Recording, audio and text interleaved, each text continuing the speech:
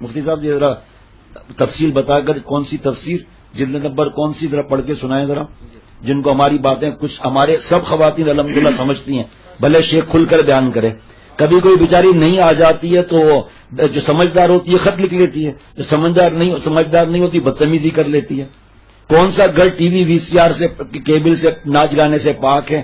چند اللہ کے کرم سے ہمارے یہاں بہت تعداد ہے ایسے گھروں کی، وہ سمجھ جاتی ہیں کہ معاشرے کے حالات کیا ہیں، شیخ اس حساب سے بیان کرتا ہے. لیکن دلیل پر آپ تفسیر دیکھ لیجئے.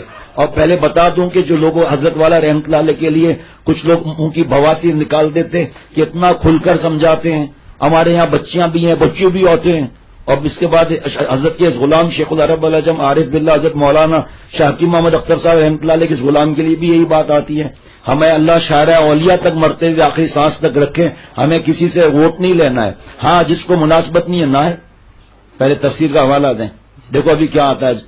معارف القرآن جلد نمبر 1 صفحہ 169 سورہ بقرہ آیت نمبر 26 ان اللہ لا یستحی ان یضرب مثلا ما بعوضہ. اس کی تفسیر کس نے لکھی ہے؟ مفتی اعظم پاکستان مفتی محمد شفیع رحمۃ اللہ علیہ، جو مفتی اعظم دارالعلوم دیوبند میں بھی تھے اور مفتی اعظم پاکستان بھی تھے. جناب پڑھی سنیے آگے آیت دوبارہ پڑھ لیں، 2 دفعہ اور پڑھیں آیت. ان اللہ لا یستحی ان یضرب مثلا ما بعوضۃ فما فوقها. ان اللہ لا یستحی ان یضرب مثلا ما بعوضۃ فما فوقها. دراصل یہ آیت ان کی جو کفار مکہ تھے ان کے جواب میں تھا کہ وہ کہتے یہ اللہ کا کلام نہیں، کیونکہ اگر اللہ کا کلام ہوتا تو اس میں جو نا مچھر اور ان چیزوں کا تذکرہ کیوں ہے. تو اللہ تعالیٰ نے فرمایا کہ جب حق بات کرنی ہو تو اس کے لیے ان چیزوں سے حیا نہیں کی جاتی. قرآن پاک میں مکڑی کا ذکر ہے، مچھر کا ذکر ہے، مکھی کا ذکر ہے، اس پر وہ بک بک کرتے تھے.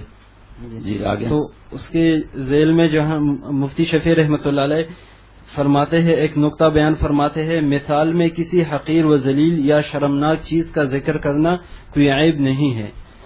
مثال میں کسی حقیر و ذلیل یا شرمناک چیز کا ذکر کرنا کوئی عیب نہیں ہے. ان اللہ لا یستحی سے ثابت ہوا کہ کسی مفید مضمون کی توضیح یعنی وضاحت میں کسی حقیر ذلیل یا شرمناک چیز کا ذکر کرنا نہ کوئی عیب و گناہ ہے اور نہ قائل کی عظمت شان کے منافی. آ جاؤ اب. زنا سے بچانا مفید نہیں ہے، بدفعلی سے بچانا مفید نہیں ہے، میاں بیوی کے جھگڑوں سے بچانا مفید نہیں ہے. شوہر کو بیوی جب اچھی لگے گی جب بدنظریاں نہیں کرے گا. جب بدنظری نہیں کرے گا اس کو ہمت ہوگی بیوی کو طلاق کی دھمکی دینے کی یا میں دوسری شادی کر لوں گا. ابھی ایک شادی میں تو ادا نہیں کر رہا، معجون لے رہا ہے، ہلچل اور ہٹو بچوں بڑا آیا دوسری کی دھمکی دینے والا. تو یہ وہی لوگ کرتے ہیں جو بدنظری کرتے ہیں. زیادہ تر کی بات کر رہا ہوں. کچھ لوگ پاکلیٹ قسم کے لوگ بھی ہوتے ہیں، وہ بھی ایسے بولتے ہیں. حضرت ایک شخص نے اپنی بیوی سے کہا میں دوسری شادی کرنے والا ہوں. الحمدللہ ہم سے بیعت تھی، اس نے خط لکھ دیا کہ تمہارا مرید ہم کو تڑی لگاتا ہے کہ ہم دوسری شادی کرے گا. ہم نے اس کو بلا کر الحمدللہ 313 نمبر کی ٹیبلٹ کھلا دی. میں نے کہا میرے تو دم ہی نہیں ہے، میں دوسری کیا کروں گا. میں تو مذاق کر رہا تھا. میں نے کہا ارے بدھو میرے پیارے شیخ نے فرمایا مذاق بھی مت کرو، یہ بڑی حساس ہوتی ہیں، فوراً پوں چلانے لگتی ہیں. کیا ضرورت ہے تجھے مذاق کرنے کی؟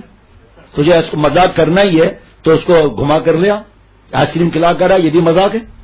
مزہ آتا ہے نا، تو مذاق ہوا نا یہ بھی. اب اتنی بڑی زنا اور بدفعلی اور نیٹ اور کیبل سے بتا دیا کہ حرام ہے، آنکھوں کا زنا ہے، لیکن نفرت کہاں دلائی؟ اس نفرت کے لیے پیشاب پخانا گندی ہوا تاکہ ایسی نفرت ہو جائے. حضرت فرماتے تھے لے دے کے تو ہی تو رہے گی. جی فرمایا اس سے ثابت ہوا کہ کسی مفید مضمون کی توضیح میں کسی حقیر ذلیل یا شرمناک چیز کا ذکر کرنا نہ کوئی عیب و گناہ ہے اور نہ قائل کی عظمت شان کے منافی ہے. قرآن و سنت اور علماء سلف کے اقوال میں بکثرت ایسی مثالیں بھی مذکور ہے جو عرفاً شرمناک سمجھی جاتی ہیں.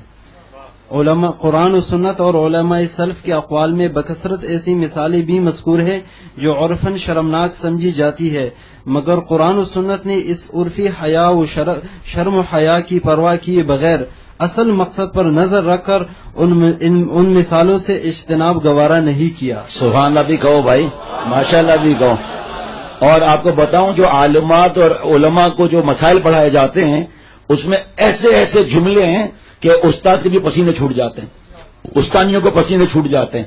میں اس کی نقل بھی نہیں کر سکتا، یہاں پر نقل کرنا جائز بھی نہیں ہے. وہ جو جگہ ہے وہ وہاں پڑھائے جاتے ہیں. ٹھیک ہے, ایسے ایسے مسائل میں نے خود پڑھے, ایسا پسینے چھوٹ گئے کہ یہ پڑھاتے کس طرح ہیں. استانیاں بچیوں کو کیسے پڑھاتی ہیں؟ یہ بچیاں بھی کتنے کم عمر کی ہوتی ہیں. یہ تھوڑی ہے کہ 18 20 25 شادی شدہ یا کر عالمہ بنتی ہیں, اور کنواری بچیاں عالمہ بنتی ہیں. کیا عمر ہے؟ 12 سال 15 سال 13 سال. جو بچپن سے بچی آ گئی 10 سال 11 سال. یہ مسائل پڑھائے جاتے ہیں. کوئی دین نے کھل کر سمجھایا؟ گناہ تو کھل کر کریں, اور سمجھانے کے لیے شرم. تم کھل کر گناہ کرتے ہو اور کھل کر فلمیں وغیرہ دیکھتے ہو, اور ہم اگر کھل کر بیان کریں میں تمہیں تکلیف ہوتی ہے. اور پھر مناسبت کی بات ہے نا, مناسبت نہیں ہے تو کون تمہارے پیر پکڑتا ہے کہ آؤ.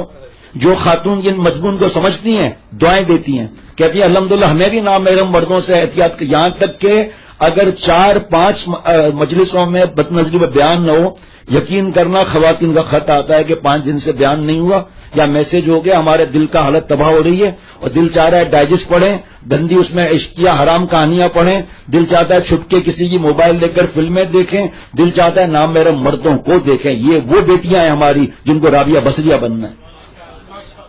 نامحرموں کا چہرہ چھپایا ہوا ہے, آنکھیں اتنی کھلی ہوئی ہے, ایک ہی گھر میں رہتے ہیں اور نامحرم کو دیکھ کر بات کر رہی ہے. نامحرم بھی دیکھ کر بات کر رہا ہے, تیرا پردہ کہاں ہوا؟ آئی کانٹیکٹ کتنا تباہی مچا دیتا ہے. لیکن نہیں, بیانات میں آئیں گے. اسی طرح بعض نالائق عورتیں جو ہیں, میں نالائق کہوں گا, رابطہ رکھتی ہیں اور اس کے بعد بدتمیزی, ذرا حق بات کوئی بدتمیزی,